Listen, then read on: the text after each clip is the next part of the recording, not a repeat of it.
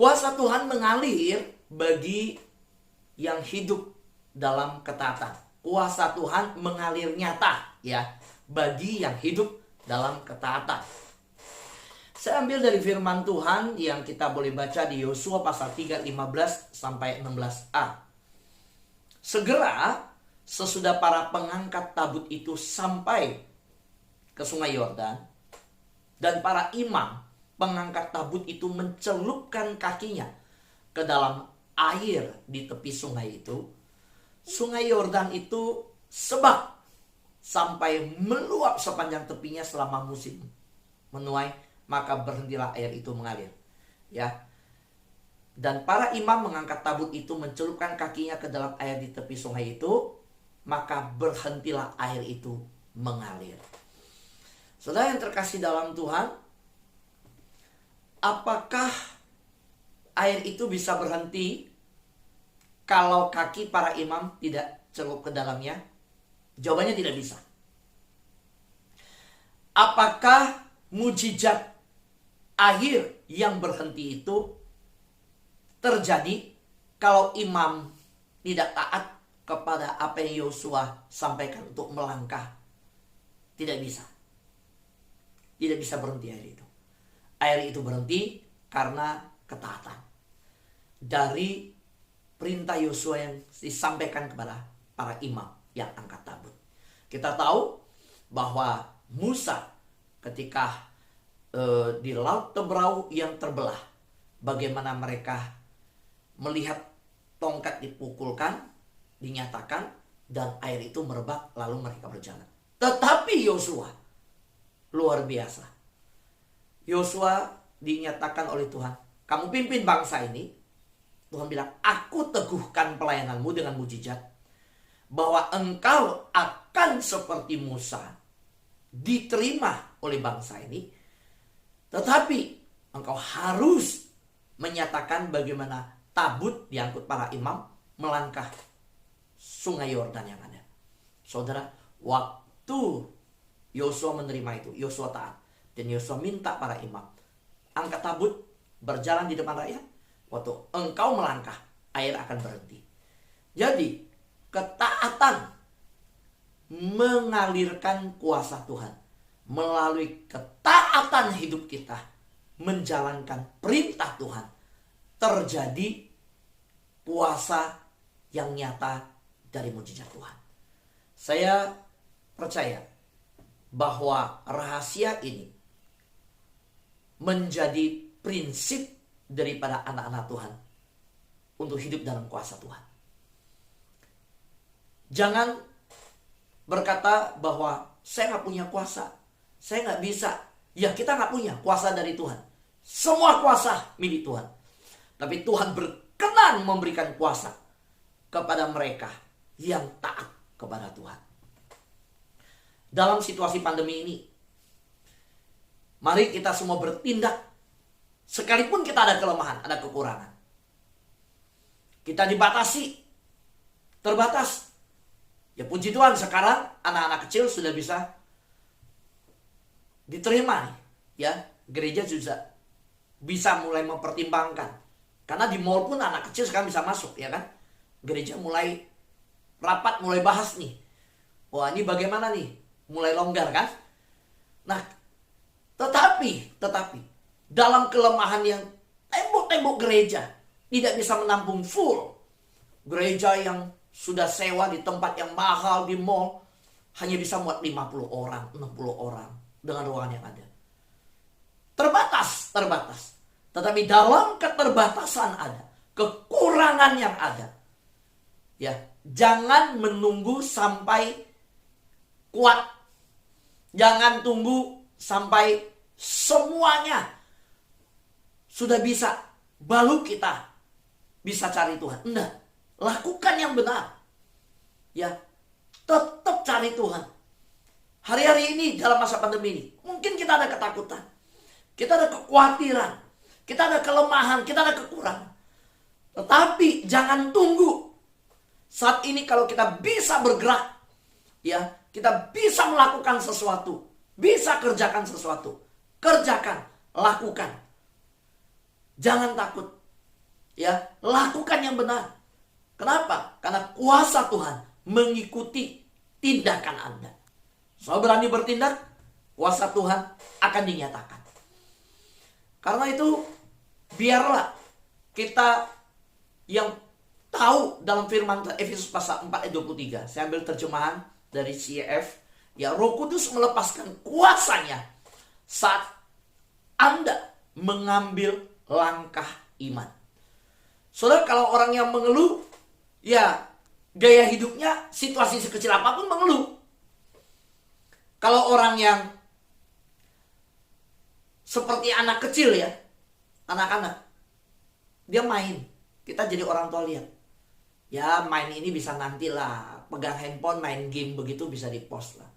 Wow, ini lagi, ambil contoh mama lagi masak ya.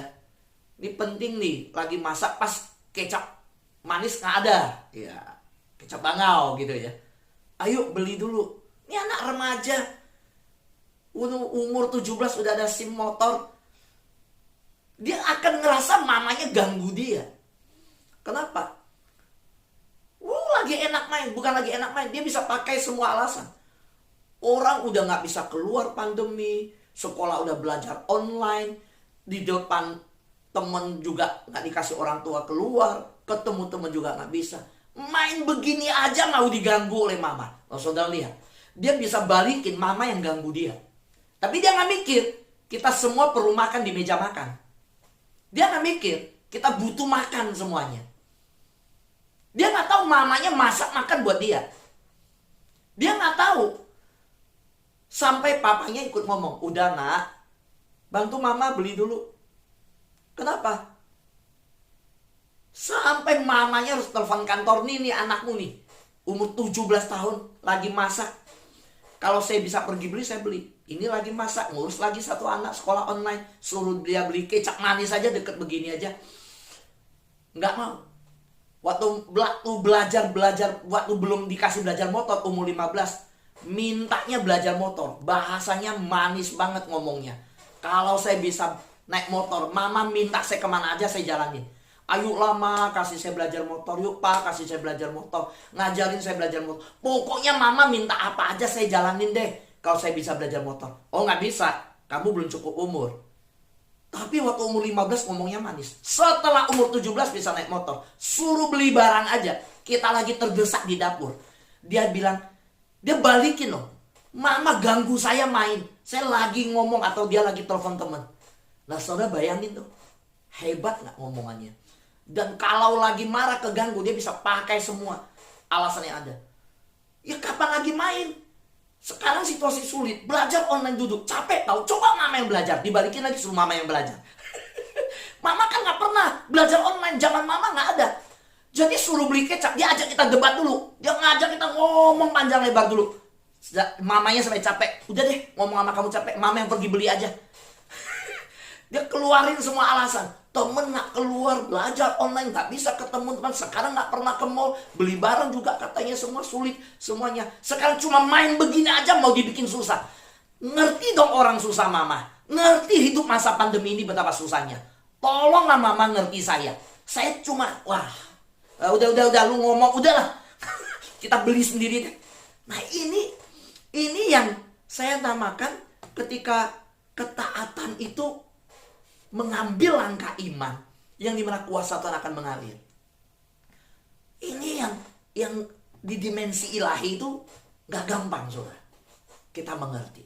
Tapi saya ketika melihat kenyataan hidup yang ada di fakta nyata, orang bisa dengan segala hal di pandemi ini, saya lebih mendorong saudara berani untuk terus bertindak.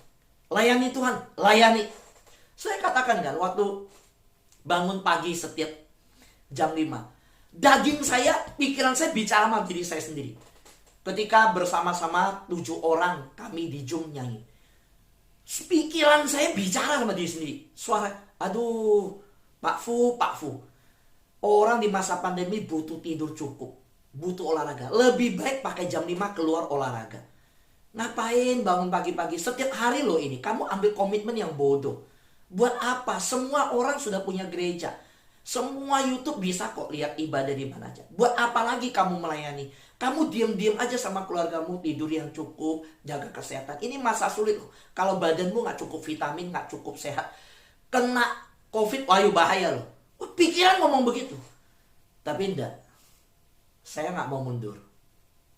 Saya tahu apa yang dipimpin Tuhan. Iblis pasti nggak senang. Kalau mau alasan 1001 alasan untuk nggak melayani Tuhan. Saudara, maka ketika saya melihat Alkitab, saya ketemu 3 metafora dalam pertumbuhan rohani. Metafora itu yang dipakai apa? Benih. Kedua, bangunan. Ketiga, seorang anak kecil. Kalau kita bicara tentang pertumbuhan rohani, so pernah menemukan Tuhan memakai perumpamaan tentang benih. Juga perumpamaan tentang bangunan. Bahwa ketika benih itu ditabur, benih itu ada waktu proses untuk dia bertumbuh. Menghadapi panas terik, menghadapi tantangan cuaca, ya punya proses waktu di dalam tanah yang gelap. Bangunan, Tuhan berkata, kalau engkau bangun imanmu, rohanimu di atas pasir, engkau nggak mau susah, nggak mau di atas batu karang. Wah, yang samping masih bangun, kita udah duduk nikmatin rumah di atas pasir itu. Tuhan bilang, tapi tunggu, waktu badai itu datang, rumah itu hancur. Nah, ketika bicara bangunan, itu ada proses. Demikian juga seorang anak kecil. Ketika Tuhan memakai perumpamaan tentang anak, itu juga ada proses. Jadi kalau kita baca Efesus pasal 2, pasal 4 ayat 23, supaya kamu diperbaharui di dalam roh dan pikiran. Waktu Paulus berkata, supaya kamu diperbaharui, itu butuh proses. Sahabat doa, nggak datang sendirinya. Ketika roh dan pikiran kita bertumbuh ke arah keilahian, ketika dalam roh kita semakin dikuatkan, roh kita terhubung, terkoneksi dengan Tuhan, relasi kita dengan Tuhan itu begitu kuat, tidak tergoyahkan. Pikiran kita positif. Semua yang benar dan mulia, adil, suci, sedap didengar, kebajikan dan patut dipuji, pikirkan semua itu. Saudara lihat, seorang yang pikiran positif, dia tidak akan membiarkan situasi yang negatif mengendalikan pikiran yang positif. Dia tetap akan berpikir positif. Paling tidak, dia berpikir untuk diri sendiri. Sebaliknya, orang yang pikiran negatif, dia bisa mempengaruhi orang yang pikiran positif. Demi pikiran negatifnya tercapai. Sehingga yang positif diubahkan semua jadi negatif. Nah, makanya saudara, ketika Alkitab berkata, pergaulan yang buruk merusak kebiasaan yang baik. Sebaliknya, saya mau katakan, pergaulan yang baik akan membangun kebiasaan yang baik. Maka di dalam Alkitab Paulus ketika menyatakan supaya kamu diperbaharui. Nah, gimana diperbaharui, saudara? Harus ada usaha. Nggak gampang, saudara. Karena gini, benih itu harus ditanam dan dibudidayakan. Untuk mendapat sebuah pohon jeruk yang bagus, anggur yang bagus, tanaman yang baik, kualitas buah yang bagus, harus dibudidayakan, harus bibit yang bagus. Maka kalau menikah, kalau keluarga berumah tangga, anak kita kan tuntut bibit, bobot, bebek. Perhatikan, kita berkata, dia sesama anak Tuhan, terang dan terang bersatu, terang dan gelap nggak bisa bersatu. Kita ada koridor begitu. Kenapa kita memakai bahasa begitu? Karena kita tahu penting itu bibit, benih.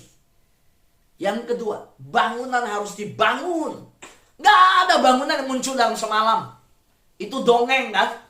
Waduh, 1000 candi, 1000 ini. Ya kisah dongeng gitu kan. Tapi jujur, hari ini rumah saudara, rumah saya, hari ini kita duduk. Ya tadi malam hujan besar. Nah, mungkin hujan besar itu ada gangguan internet ya pagi ini ya. Nah, lalu yang terjadi apa? Kita bisa tidur nyaman, kita tidur enak. Ada yang bocor semalam rumahnya, harus diperbaiki. Jangan sampai tergenang air di rumah. Ada kamar yang bocor semalam. Nah, saudara lihat, Kalau ada bocor kita bereskan. Ada nggak bangunan rumah saudara satu hari selesai? Nggak ada. Bangunan tuh harus dibangun. Demikian juga kerohanian itu butuh pertumbuhan yang dimana nggak ada namanya instan. Gitu. Harus bertindak. Kita harus melangkah. Nggak diem aja, nggak ada rohani yang bertumbuh dengan diem aja. Nggak ada mujizat terjadi dengan kita diem aja. Nggak ada. Bertindak, saudara. Gitu. Saudaraku yang terkasih dalam Tuhan. Anak-anak harus makan, harus berolahraga. Untuk bertumbuh. Harus. Kalau anak yang diem aja, cuma nonton serial, buka laptop pagi sampai malam main game, ya gendut. Nanti lama-lama obesitas kan. Harus gerak, harus olahraga. Bukan berarti semua yang gemuk di sini dengar khotbah ini berarti berarti saya nggak olahraga. Enggak, soal olahraga. Tapi saudara, saya mau berkata, kalau anak-anak kecil kita nggak kasih makanan yang baik, berolahraga untuk dia ini, ya nggak tumbuh. Itulah kenapa kita harus bertindak. Pertumbuhan itu ketika bicara tentang bertindak, bertumbuh. Karena ada kaitannya supaya saudara mengalami kuasa Tuhan yang nyata dalam hidup saudara. Berani nggak bertindak? Kalau nggak pernah doakan orang sakit satupun. Mana pernah ada cerita dalam hidup pelayanan saudara orang sakit dijamah Tuhan disembuhkan? Nggak ada. Kalau saudara nggak pernah melangkah, lihat orang sulit di depan, praktekkan bungkus makanan, kasih makan, mana saudara pernah ngalamin? Di sahabat doa, saudara ada, saudara anak Tuhan. Pak Fu, saya dengar khotbah. Hari itu ketika selesai Pak Fu khotbah, saya nggak mau hanya dengar firman Tuhan. Rumah saya hanya kontrakan. Dari kontrakan udah tinggal sama-sama sempit. Tapi waktu dengar firman Tuhan, sore itu Tuhan gerakin hati saya, lakukan firman Tuhan. Dia masak, Bapak Ibu. Dia masak nasi uduk, terus telur digoreng, disuir-suir, ditaburkan. Dia pergi ke jalanan, dia bagi tukang gojek. Saya kaget waktu saya dengar. Pak Fu, kemarin saya bagi makanan. Secara daging manusia, saya bilang, aduh, ampun Bu. Saya tahu ibu ini susah. Saya tahu dia sulit. Dan jujur, saya pun menabur dalam hidupnya. Saudara bayangkan kan, kalau kita yang saudara bantu satu anak Tuhan nabur, kita berharap dia pakai untuk kebutuhannya, dia pakai buat bagi ke orang. Tapi mau bilang apa? Tuhan bicara sama dia. Dia mau taat sama Tuhan. Masa saya mau larang dia? Jadi waktu saya dengar, aduh. Saudara, saya masih ingat. Yuk, saya minta nomor rekeningnya, saya bilang. Dia tolak-tolak. Saya nggak ketemu cara. Saya minta lagi nomor rekeningnya, dia tolak-tolak. Akhirnya saya ketemu cara. Saya bilang ada anak Tuhan yang mau berkati ibu. Bukan saya. Ayo saya minta nomor rekeningnya. Lalu ditransfer. Dia bikin nasi uduk bagi ke orang ke jalanan. Bapak Ibu, saya bilang, ini saya pernah baca buku yang namanya Iman yang Gila. Kalau orang Kristen tidak berani gila di dalam ikut Tuhan, lu nggak pernah berani jadi anak Tuhan yang luar biasa. Bukunya ada, soal baca sejarahnya. Nah, waktu ibu ini lakukan, selesai itu semua, ya, kontrakannya berjalan, habis waktunya. Pak Fu doakan saya. Kita berdoa. Saya udah gak punya cara lagi. Udah mau habis. Terus saya gak bisa perpanjang. Saya tahu apa yang terjadi? Sudah itu. Dijanjikan. Dikasih tempat. Boleh. Dia coba survei, dia udah pindahin AC-nya. Gak taunya. Ditipu lagi, saudara. Dibohongin lagi. AC-nya dia mau copot. Mana ada duit lagi, dia bilang. Di awalnya dia bilang, enggak apa-apa, kita temen, pakai aja tempat, harga gampang, harga gampang. Wah, pikirnya bisa dapat yang murah ini. Ya udah, dia bersihin rumah itu, dia beresin, dia pindahkan AC-nya. Udah pindahkan AC-nya, orang itu baru buka harga.